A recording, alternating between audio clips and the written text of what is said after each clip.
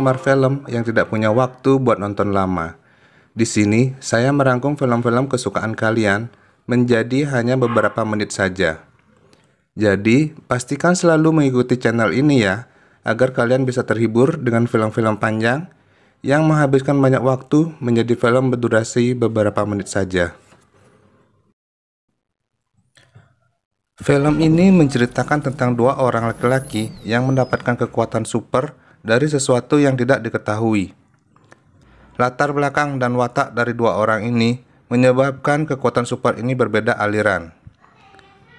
Meski sama-sama menjadi orang yang disakiti, tetapi karena wataknya berbeda, kekuatan super ini bisa menjadi baik dan bisa menjadi sangat jahat.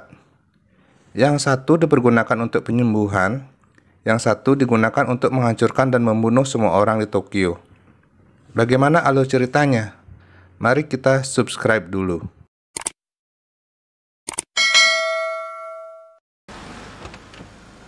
Kisah diawali dengan perpindahan sebuah keluarga ke tempat baru. Di rumah seorang bapak tua yang bernama Inuyashiki. Ya, judul film ini adalah nama bapak tua ini, Inuyashiki. Kita panggil saja Pak Inu, biar gampang nyebut. Dia adalah bapak berumur sekitar 60 tahunan, kira-kira seumuran dengan kakek Sugiono. Pak Inuyashiki mempunyai seorang putri cantik yang judes tapi bikin sange, dan seorang putra yang pendiam. Kehidupan Bapak Inu ini sangat miris. Di usianya yang sudah tua, tapi dia tetap menjadi tulang punggung keluarga. Sehari-harinya Pak Inu bekerja di sebuah perusahaan air mineral. Gajinya sebulan hanya cukup untuk membiayai cicilan rumahnya saja. Itulah sebabnya istrinya pun bekerja untuk menopang kebutuhan sehari-harinya. Alhasil, keluarga Pak Inu ini selalu kekurangan uang. Sehari-harinya, Pak Inu ini selalu dibully, baik di keluarga maupun di tempat kerjanya. Di tempat kerjanya, Pak Inu selalu kena omelan, bahkan ancaman akan dipecat karena pekerjaannya dianggap tidak becus. Di rumahnya, Pak Inu tidak pernah dihargai oleh istrinya. Bahkan anaknya pun memandang rendah dirinya. Benar-benar nyungsep banget harga diri Pak Inu ini. Dan hidup Pak Inu ini sedih dan jelek banget. Apalagi pas ketahuan dia kena kanker stadium akhir. Di mana tanpa sengaja dia mendengar ucapan dokter bahwa hidupnya tinggal 3 bulan lagi. Dokter sebelumnya menyarankan agar seluruh anggota keluarga Pak Inu bersedia mendampinginya saat periksa kesehatannya. Tetapi saat keluarga dihubungi, satu pun tak ada keluarga yang memberikan respon. Sungguh miris kehidupan Pak Inu. Diabaikan, diacuhkan, tidak dihargai, tidak dicintai. Satu-satunya teman dalam hidup Pak Inu adalah anjingnya yang dia temukan karena dibuang orang. Adegan paling ngenes menurut saya pas Pak Inu jalan pulang kerja ketemu pencopetan, terus dia kegap sama anak perempuannya pas mau kabur. Anak perempuannya bilang gini, di sisi lain diceritakan putri Pak Inu yang bernama Mary ternyata satu kelas dengan tokoh jahat atau antagonis di film ini yang bernama Hiro. Hiro adalah anak pendiam yang tidak banyak bicara. Kehidupan Hiro pun tak jauh berbeda dengan kakek Inu, pahit dan juga menyedihkan. Hiro hidup hanya berdua dengan ibunya. Sehari-harinya ibu Hiro bekerja di suatu restoran. Gaji bulanannya hanya cukup untuk membayar sewa rumah dan kebutuhan hidup sehari-hari. Ayahnya sudah tidak bersamanya lagi. Ayahnya sudah menikah dengan wanita lain yang cantik dan mempunyai 2 orang putri yang masih kecil. Hiro hanya mempunyai seorang teman bernama Choco, yang selalu dia bela saat dibully oleh orang lain. Keadaan keluarga Hiro yang menyedihkan ini membuatnya jarang pergi ke sekolah. Suatu hari, Pak Inu disuruh membuang anjingnya karena istrinya tidak mau ada anjing di rumahnya. Dengan sedih, Pak Inu terpaksa melepas anjingnya di jalanan, tetapi anjingnya terus saja mengikutinya. Saat berlari meninggalkan anjingnya, tanpa sadar Pak Inu sampai pada suatu taman.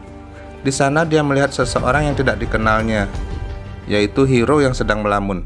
Tiba-tiba, sebuah cahaya putih yang sangat terang yang tidak mereka ketahui apa itu mendekati mereka. Ya, cahaya putih itu meledak membuat mereka berdua tak sadarkan diri. Tetapi mereka tidak mati. Paginya, saat Pak Inul pulang, istrinya menuduh bahwa dia semalam mabuk-mabukan sehingga pulang pagi. Saat makan, Pak Inu tidak merasakan rasa pada makanan yang dia makan. Pak Inu merasakan sangat haus. Ini aneh, pikir Pak Inu. Saat Pak Inu masuk kamar. Iya, Pak Inu kaget luar biasa dengan perubahan yang terjadi pada tubuhnya. Tubuhnya menjadi seperti cyborg, robot bermesin yang tidak dia pahami, tapi mempunyai kekuatan super. Sedangkan Hiro juga mengalami hal yang sama. Tubuhnya juga mempunyai kekuatan super. Bersama temannya Choco, dia mencoba kekuatan yang dimilikinya. Hiro mampu membunuh seekor burung hanya dengan mengacungkan telunjuk tangannya, seolah-olah seperti pistol. Tetapi benar-benar tembakan yang mematikan. Hiro juga mampu memindahkan mobil dengan gerakan tangan saja. Kembali ke Pak Inu. Hal pertama yang tanpa dia sadari menggunakan kekuatannya adalah menolong seekor burung. Burung sakit setelah dipegang Pak Inu menjadi sehat kembali dan mampu terbang. Pak Inu merasa sangat bahagia telah mampu menolong burung yang sakit. Pak Inu bahagia karena merasa hidupnya sekarang berguna. Pendengarannya pun sekarang bisa mendengar suara-suara minta tolong. Dengan pendengarannya, Pak Inu mencari suara-suara yang minta tolong dan memberikan pertolongan. Bahkan orang yang didiagnosa sudah terkena sakit parah dan hidupnya tak tertolong oleh dokter mampu dia sembuhkan. Pak Inu sekarang mengabdikan dirinya menjadi orang yang suka menolong tanpa pamrih. Kembali ke Hiro. Suatu hari, Hiro menelpon ibunya dan ibunya menyuruh agar Hiro datang ke tempat ayahnya. Dengan berat hati, terpaksa Hiro ke rumah ayahnya. Meskipun ibu tirinya serta adik-adiknya baik, tetapi Hiro merasakan sangat sakit hati ketika melihat mereka bahagia. Sakit karena mengingat ayahnya mengkhianati ibunya dan membiarkan ibunya hidup sendirian tanpa ada yang peduli. Dalam rasa sakit dan kebencian yang mendalam, Hiro ingin menembak ayahnya dengan mengacungkan telunjuknya. Tetapi Hiro tidak mampu melakukannya. Saat pulang dari rumah ayahnya, dia melihat sebuah keluarga yang bahagia. Hiro melampiaskan rasa sakit dan kebenciannya pada keluarga ini. Semua anggota keluarga ini dibunuh oleh Hiro. Saat membunuh ini, Pak Inu mendengar suara minta tolong di telinganya. Pak Inu berlari untuk menolong, tetapi sampai di sana dia terlambat. Kekuatan Pak Inu ternyata tidak mampu menghidupkan orang yang sudah meninggal. Di sana dia bertemu dengan Hiro. Hiro pun menembak Pak Inu dan langsung pergi. Pak Inu masih hidup setelah ditembak, dan dia melihat Hiro pergi bagai sebuah bintang di langit. Hiro kemudian menemui Choco dan memberikannya uang, tapi Choco menolaknya. Choco mengetahui dari TV bahwa terjadi pembunuhan dan menduga itu adalah perbuatan Hiro. Choco kemudian pergi karena menganggap Hiro telah berubah. Dengan hati perih, Hiro pulang dan bertemu ibunya. Ibunya bercerita bahwa dia terkena kanker pankreas stadium akhir. Hiro sedih dan menyembuhkan tanpa sepengetahuan ibunya dengan cara memeluknya. Saat pulang dari dokter setelah mengantar ibunya, Hiro dicegat para buser polisi. Di sini saat terdesak, Hiro terpaksa menembak menggunakan telunjuknya. 3 polisi mati. Berita pembunuhan ini menjadi gempar. Semua TV dan media sosial menghujat Hiro. Ibu Hiro tak tahan dengan bulian para netizen. Akibatnya, ibu Hiro besoknya ditemukan bunuh diri. Meskipun ibu Hiro sudah meninggal, hujatan para netizen tetap berlangsung. Hiro yang mendengar kematian ibunya semakin syok. Hiro marah dengan bulian para netizen. Kemarahan Hiro tidak dapat dibendung. Apalagi hujatan dan bulian netizen semakin menjadi-jadi terhadap dirinya. Hiro kemudian membantai semua pembulinya dengan cara menembak melalui layar handphone. Akibatnya, seluruh kota Tokyo menjadi sangat gempar, dan Hiro dinyatakan buronan paling berbahaya yang paling dicari. Polisi kemudian mengetahui bahwa Hiro berada di rumah pacarnya, Sion. Polisi kemudian memburunya. Di sini, pacar Hiro mati ditembak polisi. Mengetahui kematian Sion, kemarahan Hiro memuncak. Hiro membantai semua pasukan khusus yang menyergapnya. Tak satu pun pasukan khusus itu ada yang hidup. Hiro menyatakan perang terhadap semua orang di Jepang yang dianggap telah menyakitinya. Melalui layar besar di tengah kota, Hiro mulai membunuh orang-orang di sana. kota Tokyo kacau dengan banyaknya orang yang mati ditembak Hiro. Di tengah kekacauan ini, telinga Pak Inu mendengar banyak teriakan minta tolong. Pak Inu mengetahui bahwa ini adalah perbuatan Hiro. Pak Inu berusaha menghentikan kekejaman Hiro. Maka terjadilah pertempuran dahsyat di antara keduanya.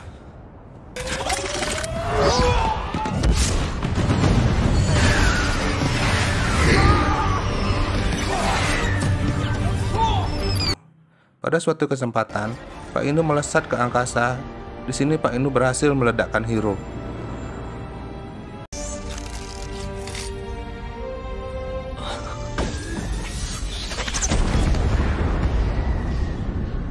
Ternyata Hiro tidak mati. Saat Pak Inu menyelamatkan anaknya, tiba-tiba tendangan maut tanpa diduga menerjang Pak Inu. Pak Inu kembali dihajar oleh Hiro.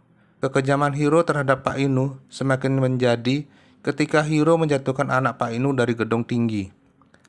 Saat anaknya terjatuh, kekuatan inti dari Pak Inu muncul akibat kemarahannya. Pak Inu menerjang Hiro, dan Hiro hancur lebur terkena terjangan Pak Inu.